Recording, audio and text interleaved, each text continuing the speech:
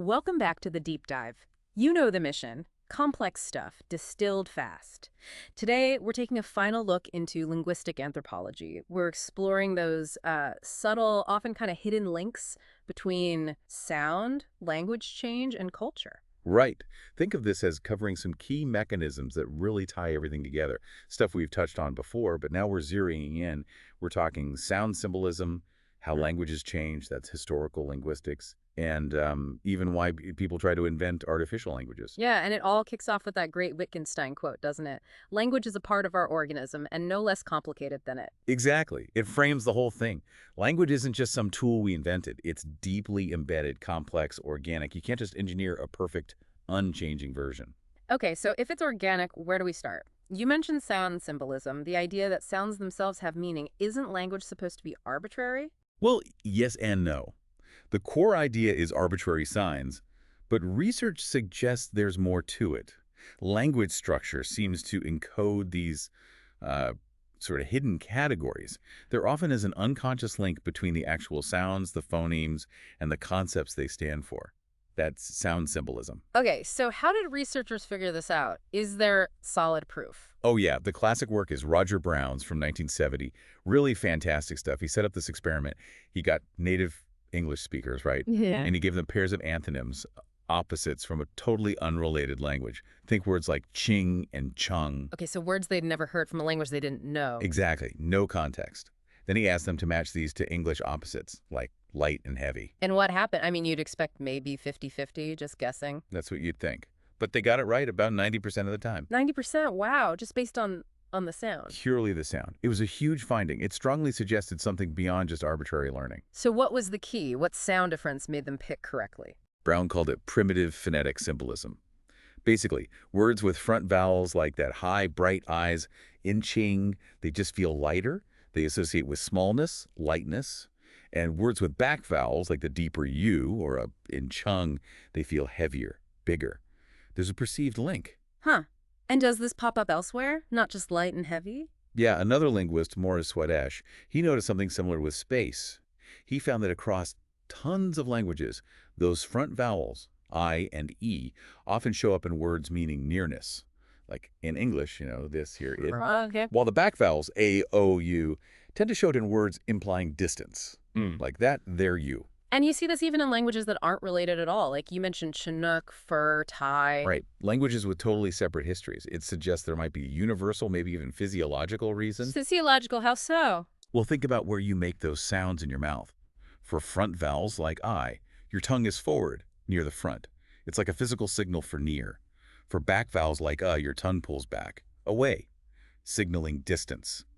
The articulation itself might be acting like a subconscious spatial map. That's wild. And you can see echoes of this in everyday English, can't you? Like alliteration or repetition for emphasis, like sing-song or no-no, or stretching sounds out like yes. Exactly. That lengthening is pure sound symbolism.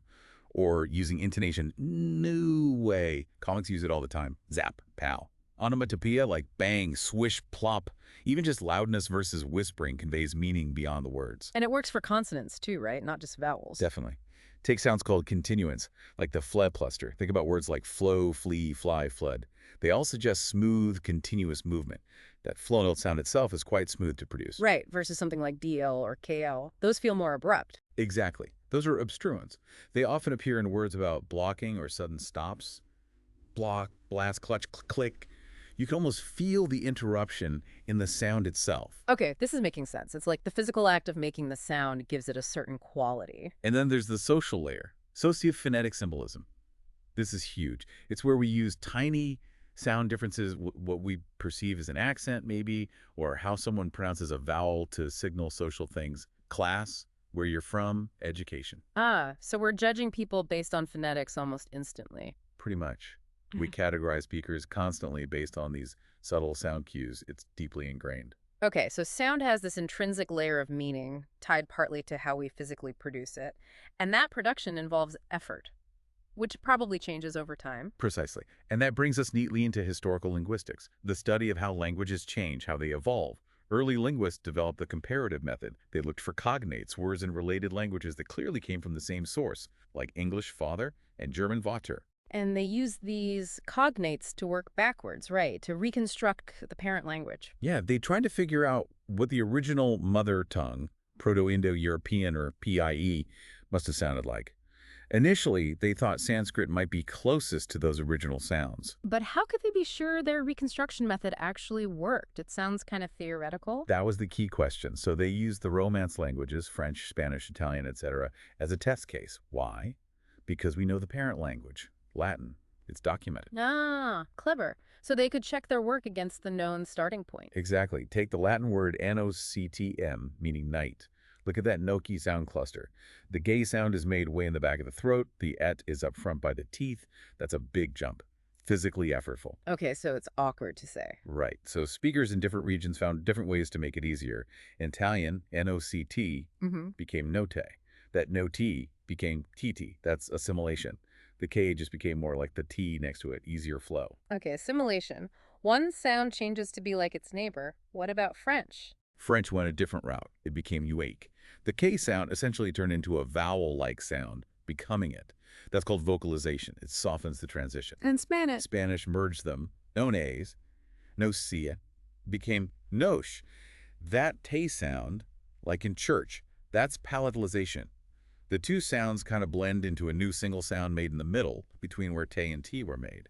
Again, less effort. So different solutions, assimilation, vocalization, palatalization, but all driven by the same need to make that awkward nade jump easier. Precisely. It shows language change isn't random. It follows predictable phonetic pathways to reduce effort. And there was that amazing story about Saussure proving the power of this method. Oh, yeah, the Saussure laryngeal thing. It's incredible.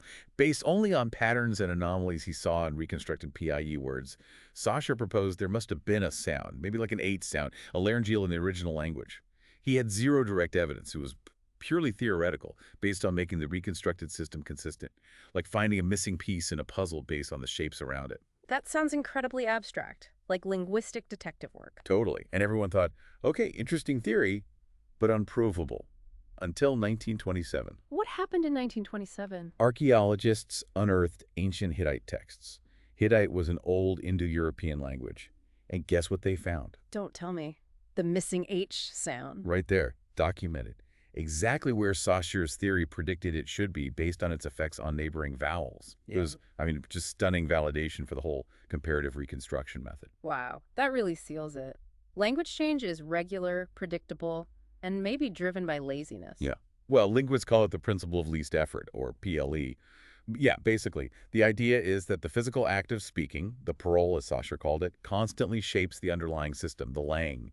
We're always subconsciously trying to communicate more efficiently. Makes sense. We shorten common words, use contractions, create acronyms, and saying, oh my God, takes more effort than OMG. Exactly. That everyday stuff is PLE in action. And it's not just random. There's a pattern. A guy named George Kingsley Zipf quantified this back in the 30s and 40s. He found what's now called Zipf's law. Zipf's law. What does it state?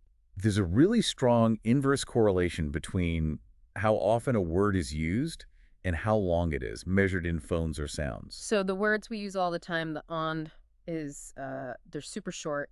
Less frequent words tend to be longer. Precisely. And Zipf found it statistically consistent. If you rank all the words in a huge text by frequency and plot it, the curve is remarkably predictable, approaching a straight line with a slope of -1 on a log graph. So frequency literally compresses words over time, whether that's psychology or just probability. The effect is real. It's undeniable. Frequent forms get worn down, made more efficient. It's the physical effort shaping the system. Which is funny because that efficiency is exactly what people tried to build into artificial languages, right? They wanted perfection from the start. Yeah, that was the dream.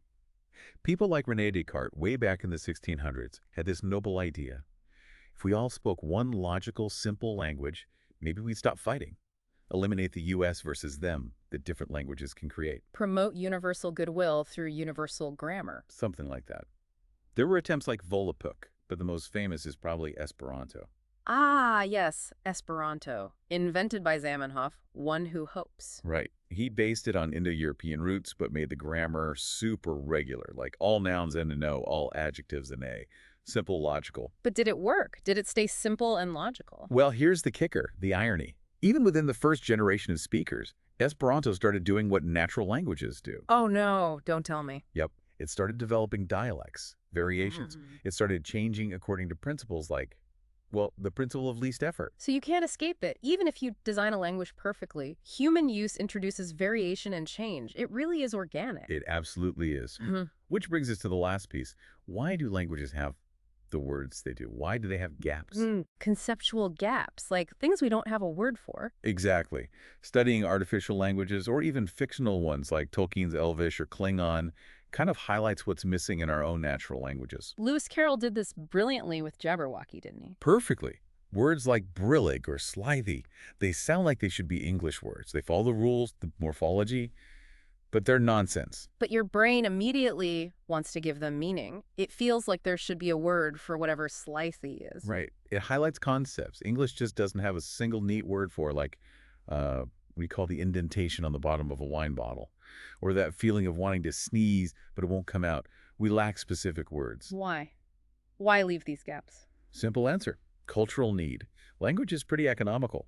If a culture doesn't need to frequently refer to a specific concept with a single word, it probably won't invent one. You can always describe it using more words. So vocabulary reflects what's important or common in a culture. Absolutely. And the cross-cultural examples are the best proof. Farsi, for instance, apparently has the word nahur, Which means? a camel that won't give milk until you tickle its nostrils. Okay, yeah. Not a concept we need a single word for in daily English conversation. Or the Pecuans word tingo, Uh, to borrow things from a friend's house, one by one, until there's nothing left. Tells you something about their social interactions, maybe. huh. And German is famous for these, right? Kummerspeck. Kummerspeck, literally grief bacon.